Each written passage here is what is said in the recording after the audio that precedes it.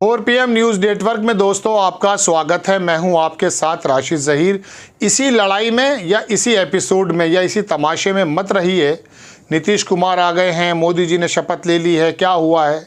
आप समझ लीजिए कि आपके बच्चों को और हमारे बच्चों को नौकरियां मिलने के जो इम्कानात हैं वो कम हो गए। एनएसओ जो डाटा देता है कि कितने लोगों को नौकरियां मिली हैं, कितने को नहीं मिली हैं, ये 2015-16 के अंदर जारी किया गया था। उस बीच मुझे याद नहीं पड़ता कि बीच में कभी जारी किया गया हो। बेरोज़गारी क्या है, कितने % है, क्या नहीं है।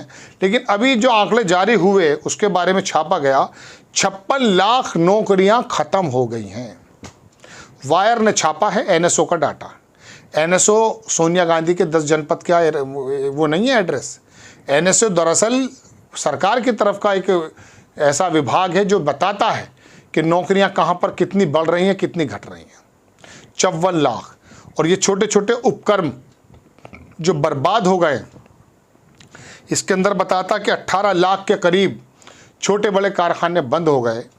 ये थी दरअसल भारत की रीढ़ जो 8 नवंबर 2016 को बंद कर दी गई थी, जो आप भूल चुके हैं। आपकी और मेरी हालत बहुत ही शानदार होती जिस प्रकार से मनमोहन सिंह सरकार छोड़कर गए थे। लेकिन 2016 में स्थिति क्या थी और 2024 में यानी कि 2023 7 बरस बाद क्या है, आप इसके बारे में थोड़ा सा गौर कीजिएगा। इन खबरों को भी सुनना चाहिए कि क्या कहाँ से ज़मीन पैरों के नीचे से खींची जा रही है। वायर ने छापा कि मैन्युफैक्चरिंग क्षेत्र के अनौपचारिक ये असंगठित क्षेत्र है जहाँ से 93% नौकरियाँ जनरेट होती हैं। समझ रहे हैं आप? 100 में से 93% असंगठित क्षेत्र से नौकरियां निकलती थीं, जहां 1500 रुपये रोजाना मजदूर कमा के अपने बच्चों को डेली का सामान खरीद के रोटी का इंतजाम किया करते थे। 54 लाख नौकरियां कम हो गई हैं 7 वर्षों में। एनएसओ का डेटा है ये। राष्ट्रीय सांख्यिकी कार्यालय एनएसओ के आंकड़ों के विश्लेषण के अनुसार मैन्युफैक्चरिंग क्षेत्र के असंगठित उद्यमों में से कार्यरत श्रमिकों की संख्या 2015-16 में लगभग 3 करोड़ 60 लाख थी।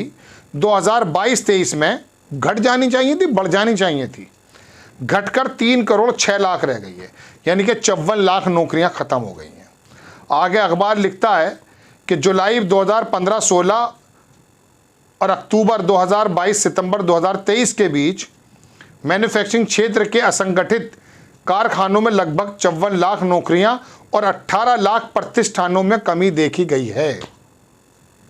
18 लाख प्रतिष्ठान ये कौन से थे? ये जो तुम्हारे शहरों के अंदर बाहर के एरिया में छोटे छोटे कारखाने लगते थे, उसको बंद कर दिया गया 8 नवंबर के बाद। जो लिक्विडिटी ख़त्म हुई 2016 में, बर्बाद होकर रह गए। उसके बाद जब बजट पेश किया तो एमएसएमई जो छोटे मझोले उद्योग हैं, उन्होंने मोदी जी से गुहार लगाई कि साहब आप हमें सिर्फ हमने जो लोन ले रखा वो हमें माफ़ कर दीजिए, उसका ब्याज मूल तो हम दे रहे हैं। कह रहे नहीं, ब्याज माफ़ नहीं होगा, आप हमसे और लोन ले लीजिए। अरे कैसे ले ले जब कारखाना नहीं चल रहा भाई। आप देखें 18 लाख प्रतिष्ठानों में कमी आई है।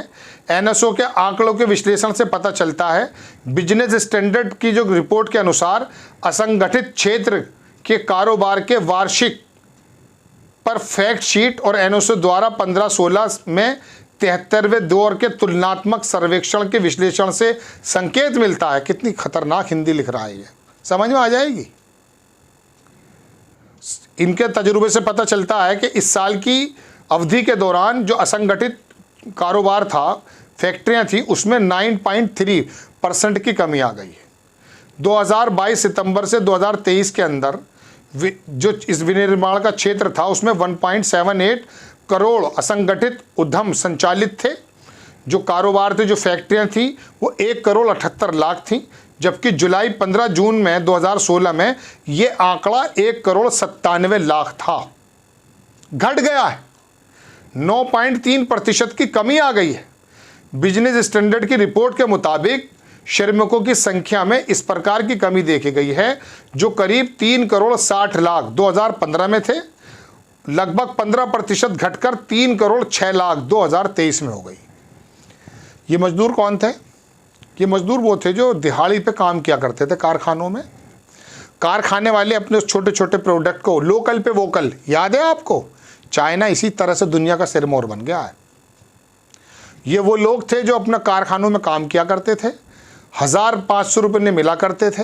जब ये जाकर के बाज़ारों से ख़रीदारी करते थे तो छोटे छोटे प्रोडक्ट जिनके कारखाने आपके आसपास ही थे, आपके देश में ही थे, वहाँ से वो करते थे। वहाँ पर डिमांड बढ़ जाती थी, वो कारखाने और ज़्यादा प्रोडक्ट बनाते थे। तो ये जो आमदनी कमी हुई है, ये जो मज़दूरों की संख्या कम हुई है, पता ये चला कि देश के अंदर 35 बरस तक की उम्र के 65 करोड़ के करीब बताते हैं लोग बेरोज़गारी की हालत में। 25 साल के मुताबिक बताते हैं जो 40-42% के करीब है। हालात ख़राब है। 81 करोड़ लोगों को चावल दे के वोट बटोरने वाली सरकार बिल्कुल मुजरिम नहीं है। मुजरिम है वो लोग जो हालात को देखते हुए भी 5 करोड़ चावल पे अपने ईमान को बेच आए और पूछा नहीं कि साहब आप तो 2 करोड़ नौकरियों की बात कर रहे थे। 1 करोड़ नौकरी से ज़्यादा अभी भी केंद्र में और जो बाकी जगहों को मिला करके खाली पड़ी हैं, भरी जा सकती है, ज़रूरत नहीं है कुछ और पैदा करने की।